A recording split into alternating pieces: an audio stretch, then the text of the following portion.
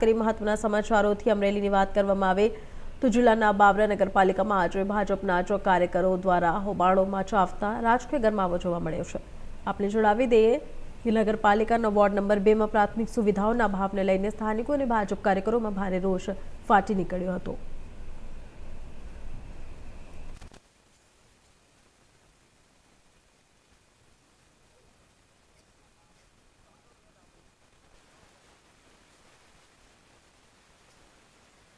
રમેશભાઈ, તમારા પત્ની પ્રમુખ છે જી અને પૂર્વ પ્રમુખ વનરાજવાડાના નેતૃત્વમાં તમારા જ વોર્ડમાંથી ભાજપના 2 સદસ્યોએ વિવિધ પ્રાથમિક કામોને લઈને અત્યારે બળાપો કાઢ્યો છે।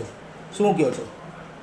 કામ એવા કોઈ બાકી છે નહીં, કામ ચાલુ છે। આપણે બધા આપણા કર્મચારીઓ કામે લાગી ગયા છે।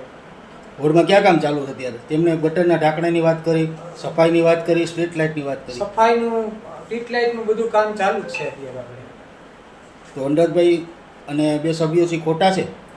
ખોટા નહીં, એની રીતે એ સાચા છે, પણ અમારી રીતે અમારું કામ ચાલુ છે બધા। તો કેમ બળાપો કાઢ્યો અત્યારે તમારા બોર્ડ રૂમમાં જ? એના થોડોક એનો પ્રશ્ન છે, વ્યક્તિગત પ્રશ્નને કારણે એવું છે કંઈ? એનો પ્રશ્ન છે, તો એની બાઈક હે એનો પ્રશ્ન છે કાંઈ પણ।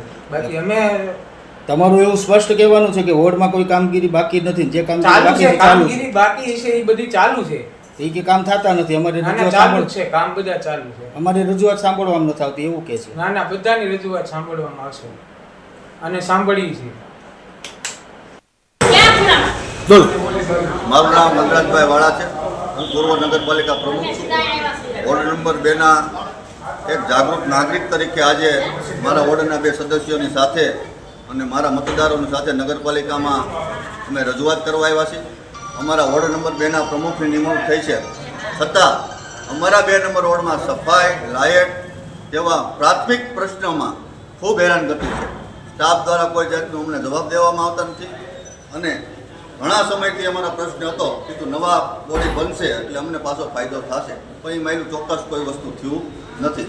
આજે અમે નોંધાવા આવ્યા તો પ્રમુખ પ્રતિનિધિ તરીકે પ્રમુખના પતિદેવ, એ સિવાય અન્ય લેડીઝ જે ચૂંટાયેલા બહેનો છે એના પતિદેવો દ્વારા આખી નગરપાલિકાનું સંચાલન કરવામાં આવે છે। આ એક નિંદનીય બાબત છે।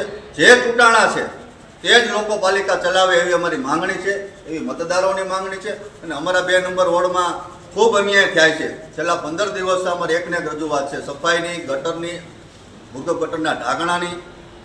કોઈ પણ જાતનો હજી અમને કોઈ જવાબ દેવામાં આવતો નથી। એટલા માટે અમે આજ રૂબરૂ નગરપાલિકાએ બધા મતદારો સાથે આવ્યા છે અને સાથે અમારા ચૂંટાયેલા 2 સભ્યોને પણ અમે લાવ્યા છે। એક મતદાર નાગરિક તરીકે બાબરાના આવી રીતે અમારી આજે અન્યાય થશે એના માટેનો જવાબદાર કોણ?